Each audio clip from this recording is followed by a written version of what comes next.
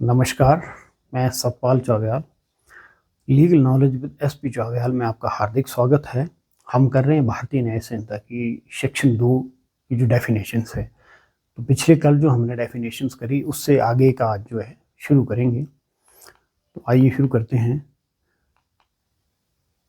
Subsection 12 government. Government से क्या तात्पर्य होगा? गवर्नमेंट मीन्स सेंट्रल गवर्नमेंट और स्टेट गवर्नमेंट। सेंट्रल गवर्नमेंट है उसके लिए भी गवर्नमेंट सरकार शब्द का प्रयोग किया होगा, और स्टेट गवर्नमेंट है उसके लिए भी सरकार शब्द का प्रयोग किया होगा। तो गवर्नमेंट सेंट्रल गवर्नमेंट भी हो सकती है और स्टेट गवर्नमेंट भी हो सकती है। Subsection 13 harbour. हार्बर मीन शरण देना। तो शरण देने से तात्पर्य देखिए, हम साधारण तौर पर हम समझते हैं कि शरण देना क्या है कि किसी को अपने घर में रखना। तो यहाँ हार्बर शरण देने का शब्द का जो अर्थ है वो बहुत ब्रॉड है। ये है, इसमें लिखा गया कि except as otherwise provided in this संहिता includes the supplying of person with shelter, food, drink, money, clothes, arms, ammunitions or means of conveyance, or the assisting a person by any means whatever of the same kind as those enumerated in this section, or not to evade apprehension।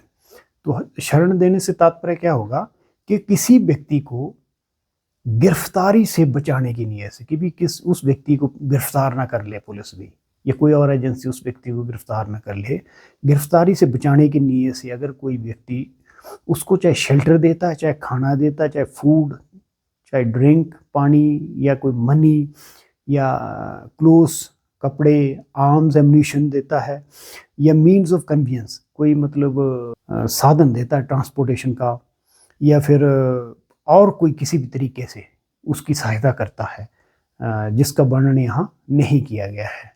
किसी भी व्यक्ति को इस नीयत से कि उस व्यक्ति को गिरफ्तारी से बचाया जा सके, वह चाहे उसे शेल्टर देता है, चाहे खाना देता है, पानी देता है, पैसे देता है, कपड़े देता है, आर्म्स एम्यूनिशन देता है, या कोई ट्रांसपोर्टेशन का कोई संसाधन देता है, या और किसी अन्य तरीके से जिसका जिक्र यहाँ इस सेक्शन में नहीं किया गया है, उसकी सहायता करता है किस नीयत से कि वो गिरफ्तारी से आदमी बच सके, तो माना जाएगा कि उसने उसको शरण दी है। यहाँ ऊपर लिखा है ना, except as otherwise provided in this संहिता, मतलब उसके अलावा जो इस संहिता में प्रोवाइड किया गया है। इसका तात्पर्य क्या हुआ कि जैसे सेक्शन 249 249 है इस संहिता की, उसमें ये लिखा हुआ है कि यदि पति कोई अपराध करके आता है और पत्नी उसको जो है शरण देती है, तो वो उसके लिए अपराधी नहीं मानी जाएगी। इस धारा के अनुसार उसको शरण देना नहीं माना जाएगा।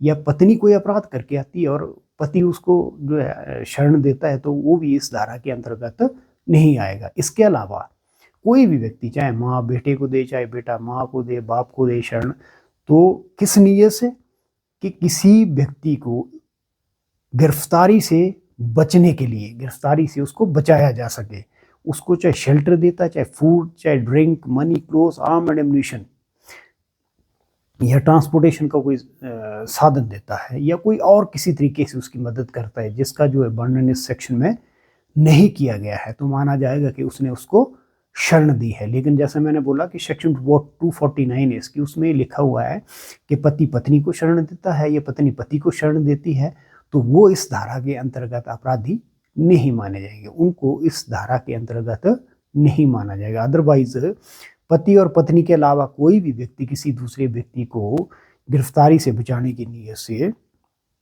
चाहे शेल्टर, चाहे फूड, ड्रिंक, मनी, क्लो, आर्म्ड एम्यूनिशन, या कोई ट्रांसपोर्टेशन या कोई अन्य किसी तरीके से मदद करता है, तो माना जाएगा कि उसने उसको शरण दी है। सबसेक्शन 16 है जज। जज means a person who is officially designated as a जज एंड इंक्लूड्स ए पर्सन। जज से क्या मतलब हुआ? जिसे ऑफिशियली जज डेजिग्नेट किया है उसे हम जज बोलेंगे। एंड इंक्लूड्स, और उसमें कौन सा आदमी व्यक्ति शामिल है? Who is empowered by law to give in any legal proceeding, criminal और सिविल, मतलब वो किसी भी कानूनी प्रोसीडिंग है, चाहे वो सिविल है चाहे वो क्रिमिनल है, उसमें ए डेफिनेट जजमेंट, कोई अंतिम निर्णय देने की जिसको पावर है, और a judgment which if not appealed against would be definite, या ऐसी जजमेंट देने की पावर है जिसके अगेंस्ट अगर उससे ऊपर वाले न्यायालय में अपील नहीं की जाती तो वो अंतिम निर्णय माना जाएगा। और a judgment which if confirmed by some other authority would be definite, या ऐसी मतलब जजमेंट देने की उसको पावर है कि अन्य कोई अथॉरिटी जो है उसको अगर वो कन्फर्म कर देती है तो वो अंतिम निर्णय बन जाए। तो ऐसी जजमेंट देने वाले की जिसको पावर है और जिसे ऑफिशियली डेजिग्नेट किया गया है एज ए जज, उसे हम क्या बोलेंगे? जज। देखिए इसमें क्या आया कि who is empowered by law to give any legal proceeding civil और क्रिमिनल ए डेफिनेट जजमेंट, मतलब किसी भी कानूनी कार्यवाही में, चाहे वो सिविल कार्यवाही है चाहे वो क्रिमिनल कार्यवाही है, उसमें अंतिम निर्णय देने की उसको पावर हो। और a judgment which if not appealed against, या ऐसा निर्णय उसने दिया है जिसके विरुद्ध अगर अपील नहीं की जाती तो अंतिम निर्णय बन जाएगी। देखिए होता क्या है कि जो हमारे लोअर कोर्ट होते हैं वो अगर कोई निर्णय देते हैं तो उसके विरुद्ध जो अपील होती है वो सेशन कोर्ट में होती है। मान लो सीजीएम ने कोई डिसीजन दिया है तो सीजीएम के डिसीजन के विरुद्ध जो अपील होगी वो होगी सेशन कोर्ट में। सेशन कोर्ट ने कोई निर्णय दिया उसके विरुद्ध अपील होगी हाई कोर्ट में। हाई कोर्ट ने कोई निर्णय दिया तो उसके विरुद्ध अपील होगी सुप्रीम कोर्ट में। तो इसने बोला कि अगर उस तो जजमेंट के विरुद्ध अपील नहीं की गई तो डेफिनेट मतलब अंतिम हो जाएगी। अगर अपील कर दी है तो हाई जो ऊपर वाली कोर्ट ने उसने कन्फर्म कर दिया तब भी अंतिम मानी जाएगी। तो ऐसा व्यक्ति जिसे ऑफिशियली डेजिग्नेट किया गया है एज ए जज और जिसको सिविल और क्रिमिनल मामलों की सुनवाई करने का अधिकार है और उस सुनवाई के उपरांत उसको एक अंतिम निर्णय देने का अधिकार हो, तो उसे हम बोलेंगे जज। Who is one of body or person, which body or person is empowered by law to give such a judgment। आगे फिर वही बात आ गई कि चाहे वो अकेले उस अभियोग का निर्णय कर रहा है या एज ए बॉडी। जैसे मैंने आपको पिछले कल भी बताया था कि जो हमारे लोअर कोर्ट है, सेशन कोर्ट तक है, उसमें एक ही जज एक कोर्ट में बैठा होता है और वही जो है मुकदमों की सुनवाई करता है और डिसीजन देता है। लेकिन जो हमारे हाई कोर्ट या सुप्रीम कोर्ट है उसमें एक से अधिक जजेस के बेंच बैठते हैं, जैसे 2 जज, 3 जज, 4 जज, 5 जज, 7, 9, इस तरह से जो जज है वो बैठते हैं और इकट्ठे जो है मुकदमे की सुनवाई करते हैं और उस पर निर्णय देते हैं। तो जज का मतलब क्या हुआ? जिसे ऑफिशियली एज ए जज डेजिग्नेट किया है और जिसको सिविल और क्रिमिनल जो मामले हैं उनकी सुनवाई करने और उसमें अंतिम निर्णय देने का अधिकार है। Subsection 17 life. Life means A life of a human being unless the contrary appears from the context. Life अगर जीवन शब्द का कहीं प्रयोग होगा इस भारतीय न्याय संहिता में तो उसका तात्पर्य यही रहेगा कि ये जीवन किसके जीवन की बात हो रही है? किसी मनुष्य के जीवन की बात हो रही है। तो लाइफ का तात्पर्य क्या होगा? लाइफ शब्द का तात्पर्य क्या होगा कि ह्यूमन बीइंग की लाइफ की बात हो रही है। अनलेस कॉन्ट्रेरी अपीयर्स मतलब या तो स्पष्ट शब्दों में लिखा है कि लाइफ ह्यूमन की नहीं एनिमल की है तब तो एनिमल की। अदरवाइज अगर खाली लाइफ शब्द का, जीवन शब्द का प्रयोग हुआ है तो उसका यही अर्थ निकाला जाएगा ये जो लाइफ शब्द का जो प्रयोग हो रहा है किसके लिए हो रहा है? ह्यूमन बीइंग के लिए हो रहा है। सबसेक्शन 18 है local law. Means a law applicable only to particular part of India. तो लोकल लॉज का क्या तात्पर्य है? ऐसा कानून जो पूरे भारतवर्ष पर लागू नहीं हो रहा लेकिन किसी एक सीमित क्षेत्र पर ही लागू हो रहा है, उसे हम बोलेंगे लोकल लॉ। मतलब किसी एक सीमित क्षेत्र पर ही लागू हो रहा है उसे लोकल लॉ बोलेंगे, यानी कि स्थानीय कानून। Subsection 19 man means male human being of any as.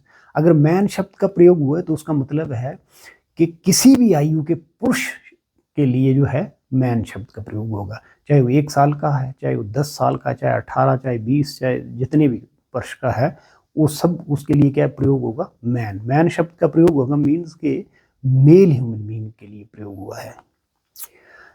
Month and years, month and year है ना, महीना और साल। Wherever the word month और word year is use it is to be understood that the month or the year is to be reckoned according to the Gregorian calendar। मतलब Gregorian calendar के अनुसार ही महीने और शब्द का प्रयोग होगा। तो समझ लेना कि जो ग्रेगोरियन कैलेंडर के अनुसार महीना है, जो साल है, उसके लिए ही ये महीने या वर्ष का प्रयोग हुआ है। और एग्जाम्पल जैसे जनवरी, फरवरी, मार्च, अप्रैल। सबसेक्शन 1 की मूवेबल प्रॉपर्टी मतलब चल संपत्ति। Movable property means the property which you can carry from one place to another place, includes property of every description except land and thing attached to the earth or permanently fastened to anything which is attached to the earth। तो movable property क्या हुई? Movable property बोलता है प्रत्येक प्रकार की संपत्ति। Movable property क्या है? प्रत्येक प्रकार की संपत्ति सिवाय भूमि, भूमि से जुड़ी हुई चीजें या भूमि से जुड़ी चीजों से स्थायी रूप से जकड़ी हुई चीजें। मतलब इन 3 चीजों को छोड़कर कोई भी संपत्ति है उसको हम बोलेंगे मूवेबल प्रॉपर्टी। मतलब मूवेबल प्रॉपर्टी की हुई जिसको आप एक जगह से दूसरी जगह तक उठा के ले जा सकते हैं। तो इसने बोला एक्सेप्ट, 3 चीजें छोड़ी ना इसने। पहली क्या है? लैंड, भूमि, भूमि को हम एक जगह से दूसरी जगह उठा के नहीं ले जा सकते। दूसरा things attached to the earth, मतलब धरती से कोई चीज जुड़ी है, जैसे मान लो पेड़ पौधे हैं, तो एक पेड़ जब तक धरती से जुड़ा हुआ है तब तक आप उसे उठाकर एक जगह से दूसरी जगह नहीं ले जा सकते। अगर आप पेड़ को काट दो फिर आप उसको ले जा सकते हैं, इसका मतलब मूवेबल प्रॉपर्टी होगी। तो मूवेबल प्रॉपर्टी जो पेड़ पौधे जब तक वो धरती से जुड़े हुए हैं तब तक वो मूवेबल प्रॉपर्टी नहीं है। और तीसरा permanently fastened to anything which is attached to the earth, मतलब धरती से कोई चीज जुड़ी हुई है उसके साथ परमानेंटली उसको फास्टन किया। जैसे मान लो किसी बिल्डिंग के साथ खिड़की दरवाजे जो है उसको लगाया हुआ है, तो जब तक खिड़की दरवाजे को आप उसको अनस्क्रू नहीं करते तब तक आप उसको एक जगह से दूसरी जगह नहीं ले जा सकते हैं।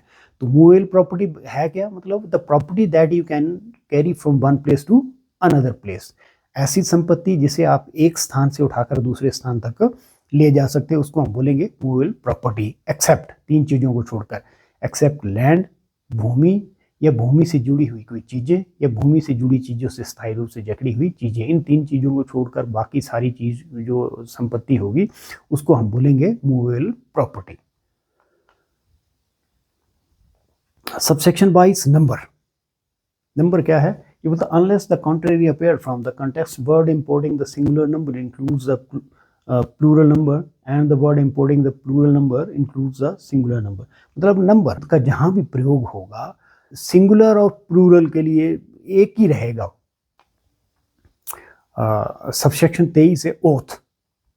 ओथ मीन्स शपथ लेना। Includes A solemn affirmation substituted by law for an oath and any declaration required or authorized by law to be made before a public servant or to be used for the purpose of proof whether in a court or not। तो oath क्या हुआ कि कोई कानून द्वारा जैसे कि शपथ लेते हैं, जैसे मान लीजिए हम न्यायालय में जाते हैं और एविडेंस हमने देनी है, गवाही देनी है, तो सबसे पहले हम आपने देखा होगा कि वो गीता पर हाथ रख कर बोलते हैं कि जो मैं कहूँगा सच कहूँगा, या जो अन्य किसी धार्मिक ग्रंथ पर जो हाथ रख कर जो बोलते हैं लोग कि मैं जो कहूँगा वो सच कहूँगा, सच के सिवा कुछ नहीं कहूँगा, तो उसको बोलेंगे ओथ। शपथ क्या हुई?